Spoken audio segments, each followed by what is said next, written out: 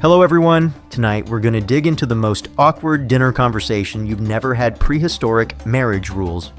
Picture this: you're standing barefoot in the dirt, holding a freshly carved stone axe, and some old guy with a bone through his nose is pointing at his daughter like she's part of a trade deal.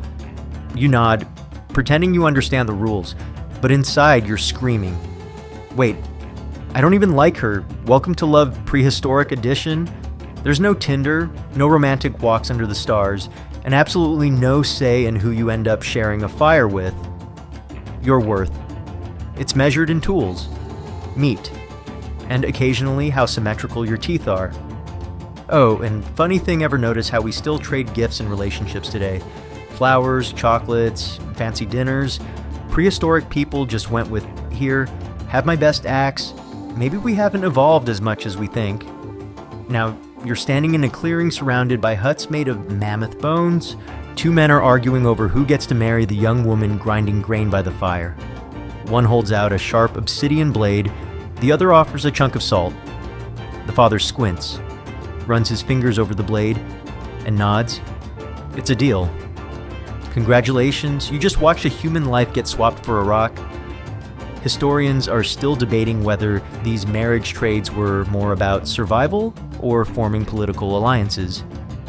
But here's what the evidence shows in places like Upper Paleolithic Europe. Tribes treated women like portable social glue. Swap a daughter with another tribe, and suddenly you had a trade partner who wouldn't stab you in the back over deer meat. Archaeologists have found burial sites where women were buried far from their birthplace, suggesting they were sent away, sometimes hundreds of kilometers.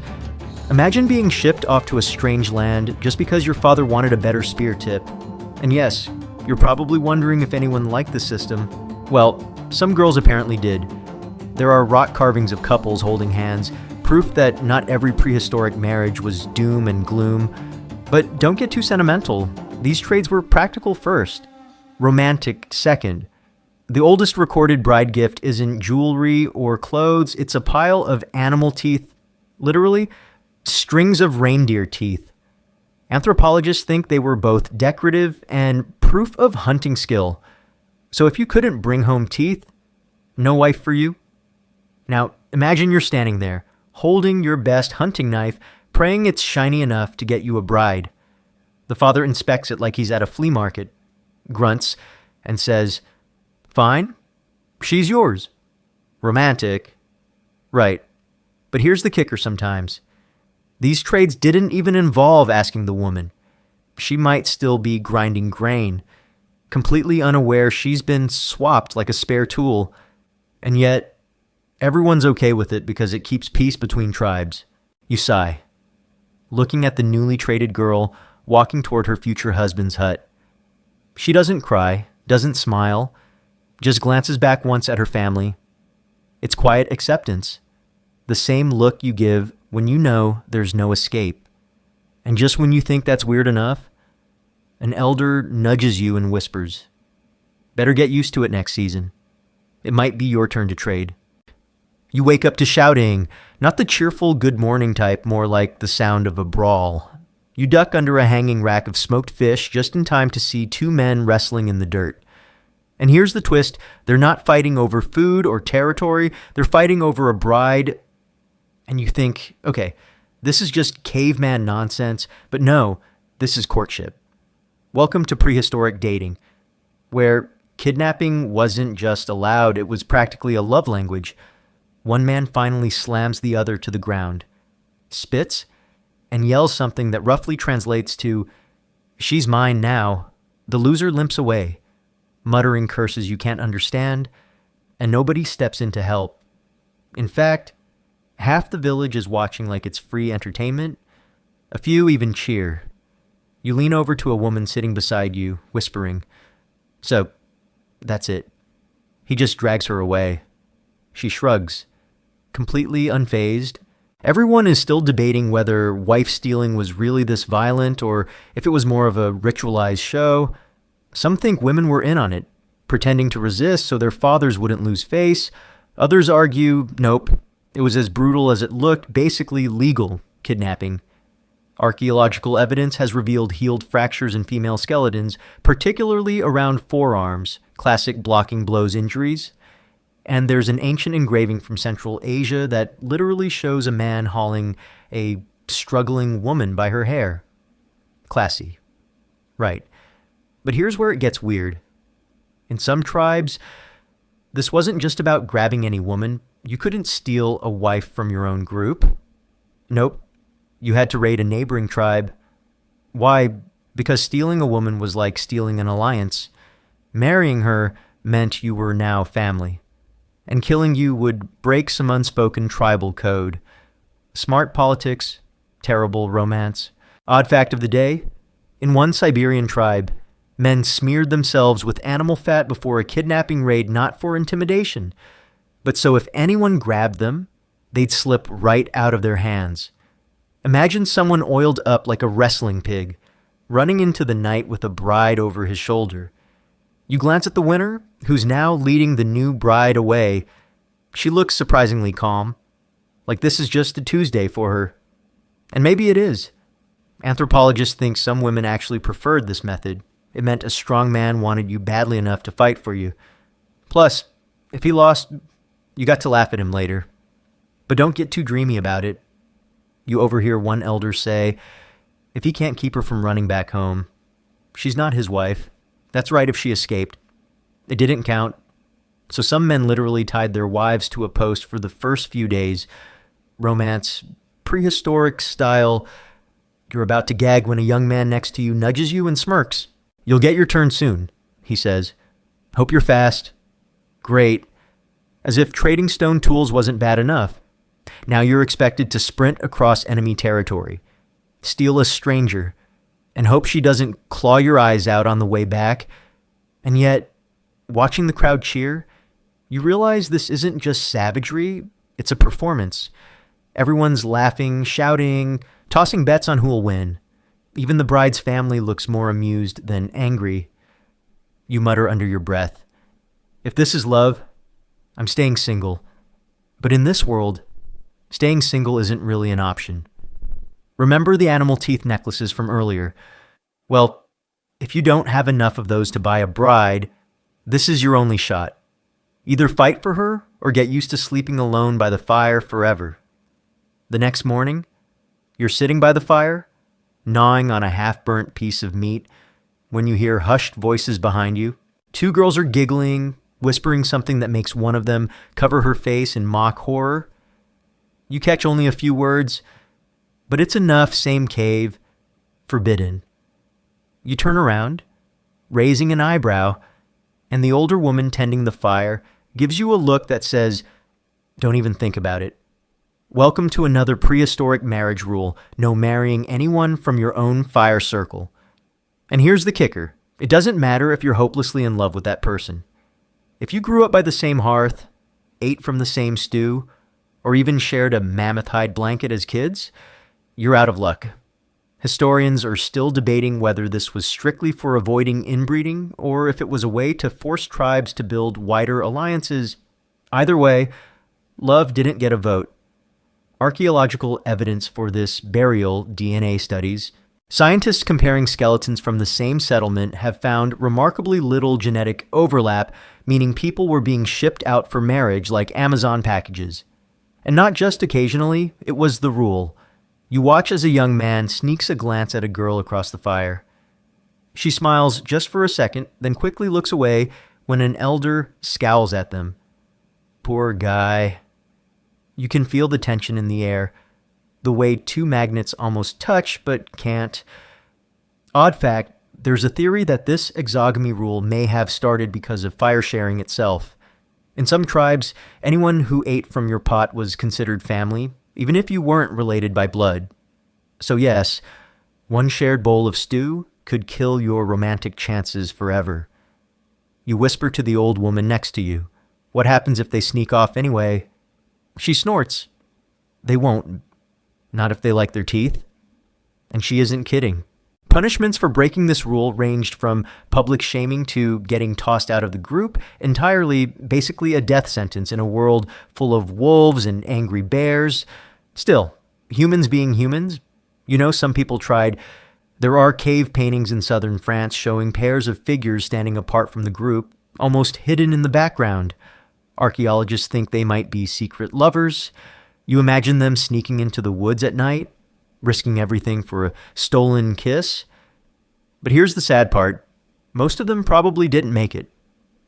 The pressure to obey was crushing.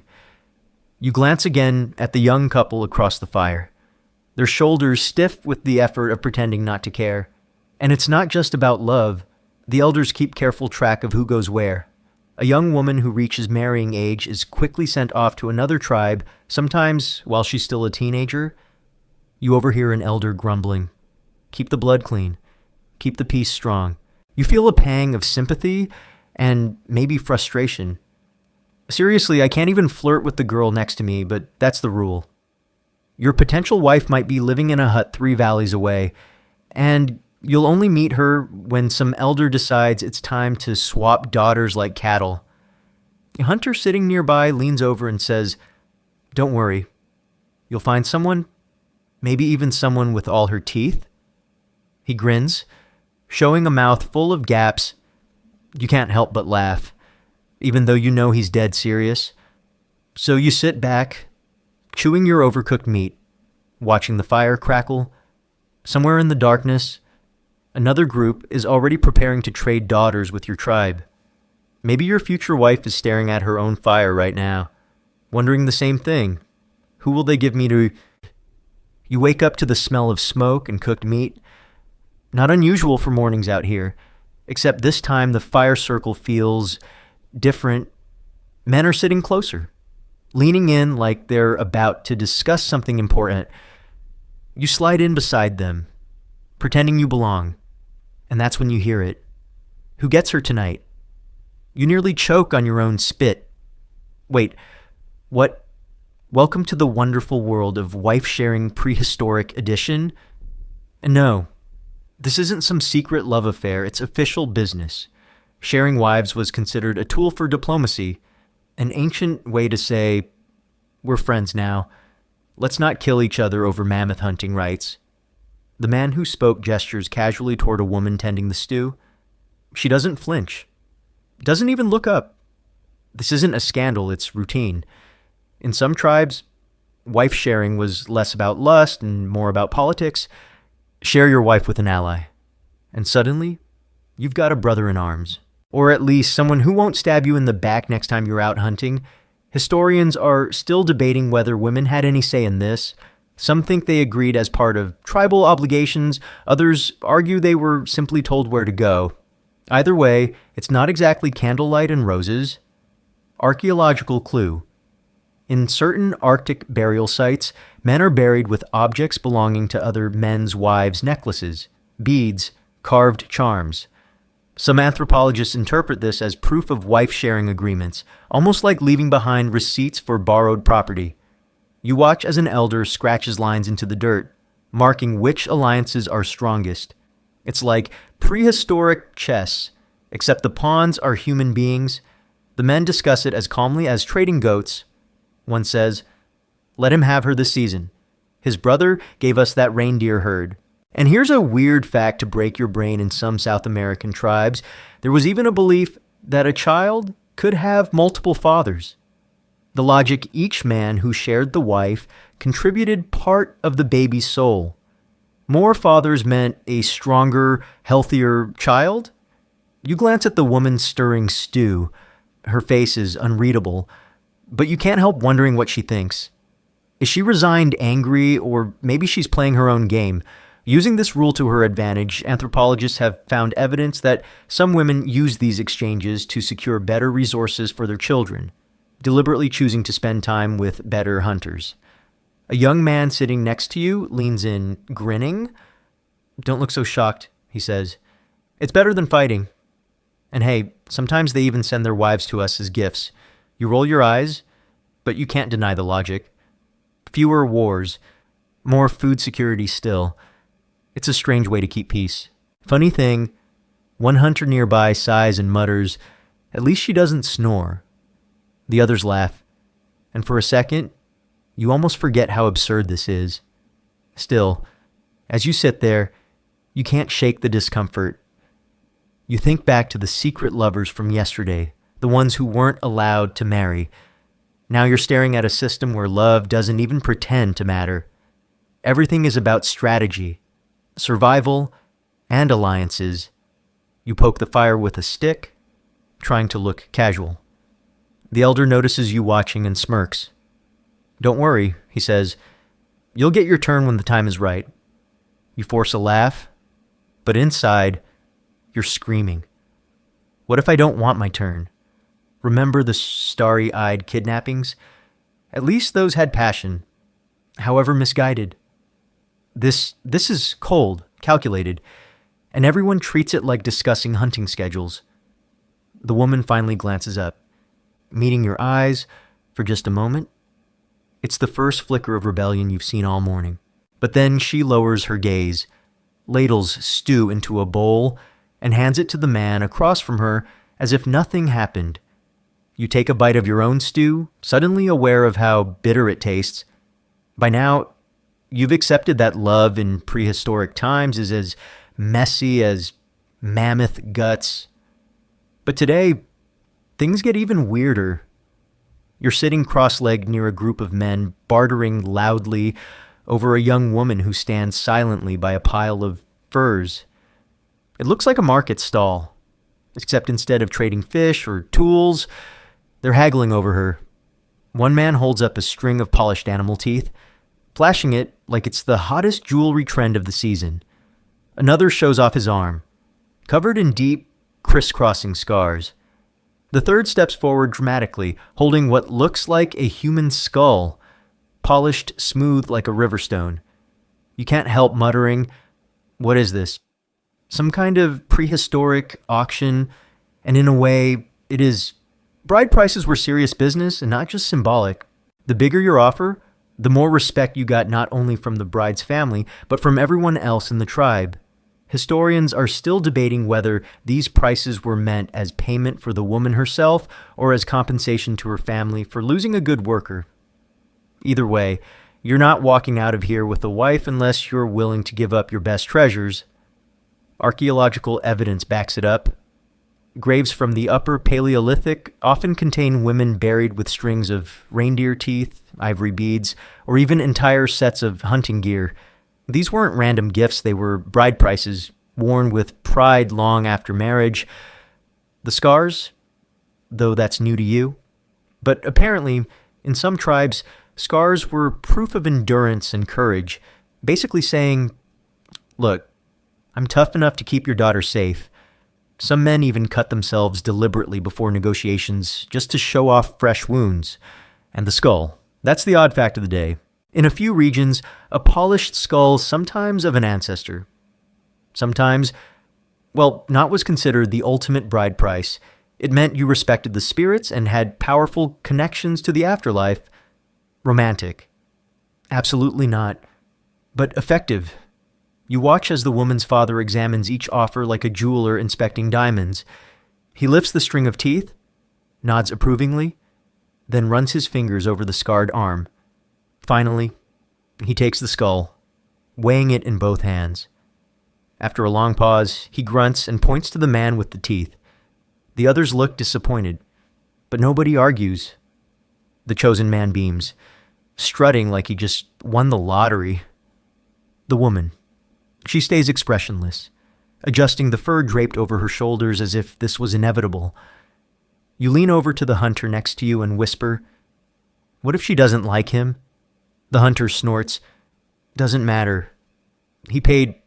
Still, you notice something odd. As the newly betrothed man walks away with his prize, the woman glances back at the man with the scars. Just for a second. But it's enough to tell you where her heart is. Funny thing, one younger boy watching this whole exchange leans over and whispers, "Do you think if I carve a big enough scar on my chest, I'll get a wife before winter?" You nearly choke on your own laugh. "Try not to bleed out first," you whisper back. But as you sit there, the reality of it all sinks in.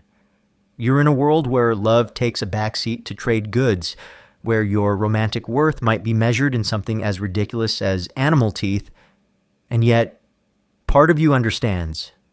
Every scar, every bead, every skull, they're all survival tools.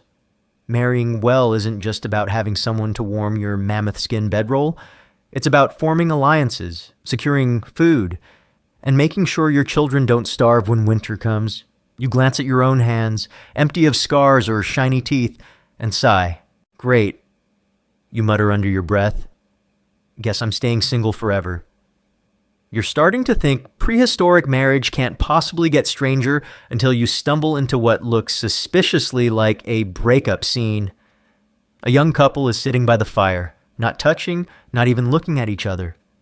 The woman's mother is arguing with the man's uncle, waving her arms toward a bundle of gifts sitting on the ground, strings of teeth, a few fine furs, and a carved bone knife.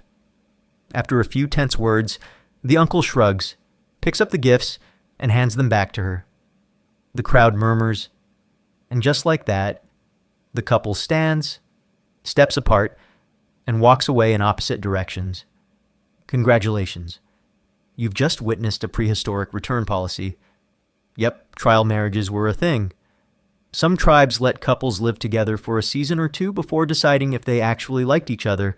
If it didn't work out, the bride price was returned well. Most of it, and everyone moved on without drama. Historians are still debating how common this was, but there's decent evidence. Certain settlement layers show women's tools and personal items moved frequently between households, suggesting they weren't permanently tied to one mate until later in life. You watch as the young man walks past you, looking embarrassed, while a group of older hunters snicker. One whispers, "Guess he couldn't keep her happy." The other smirks. Maybe he snores like a dying boar. You bite your tongue to keep from laughing. Archaeological clue.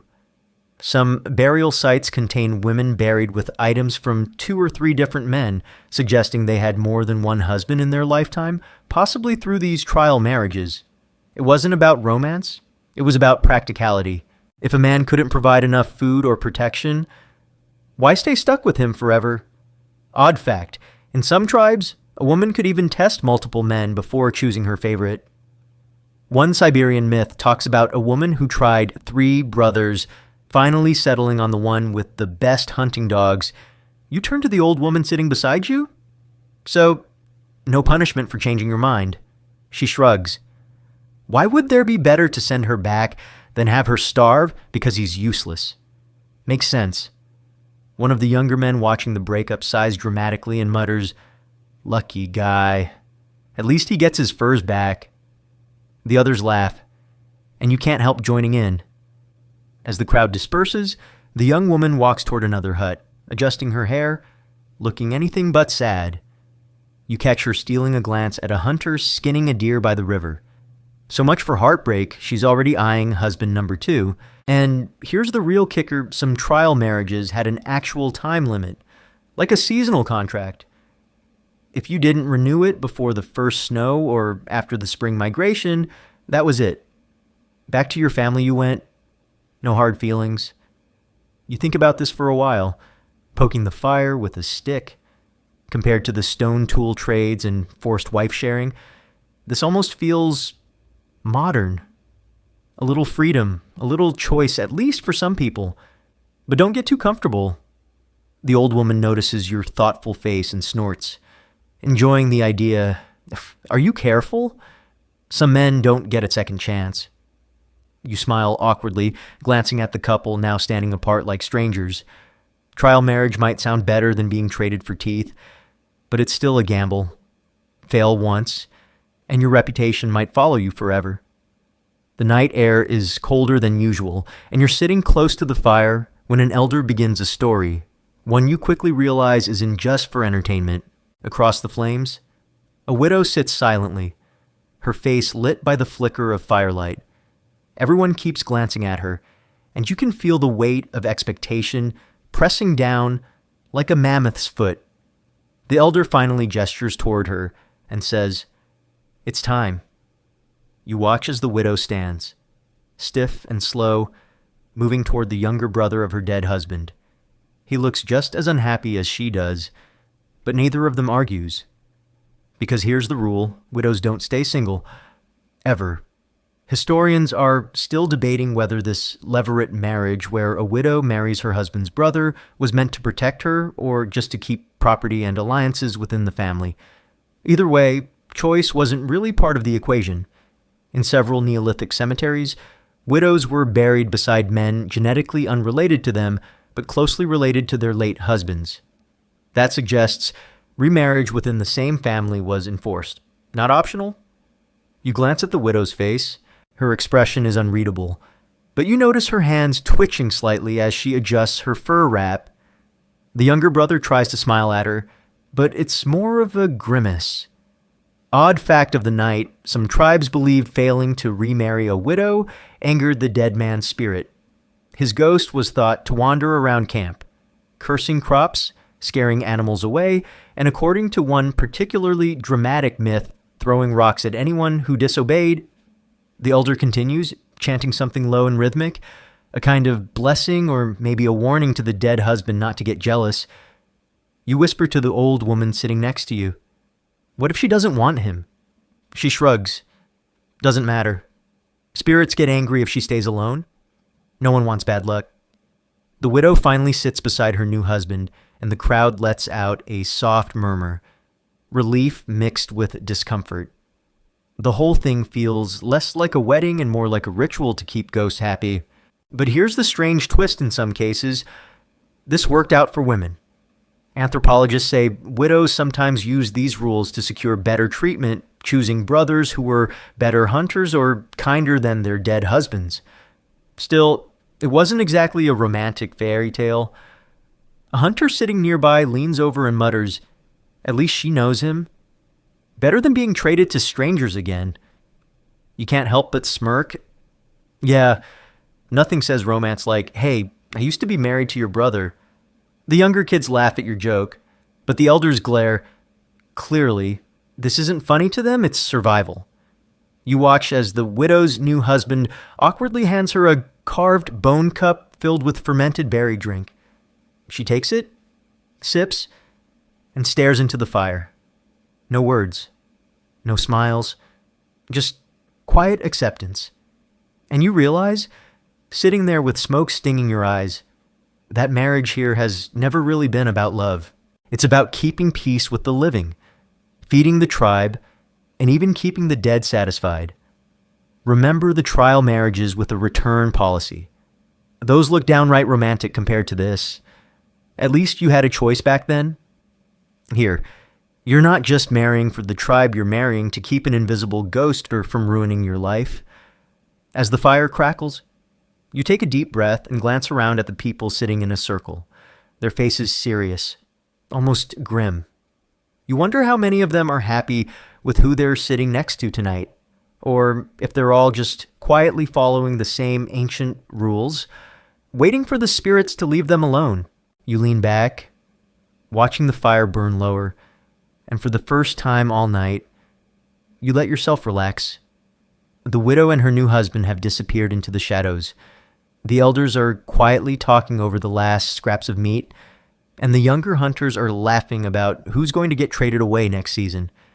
And you think about everything you've seen: the stone tool trades, the wife-stealing races, the forbidden cave crushes, the political wife-sharing, the scar and skull bride prices, the trial marriages with their awkward return policies, and finally, widows marrying their dead husbands' brothers to keep angry spirits happy.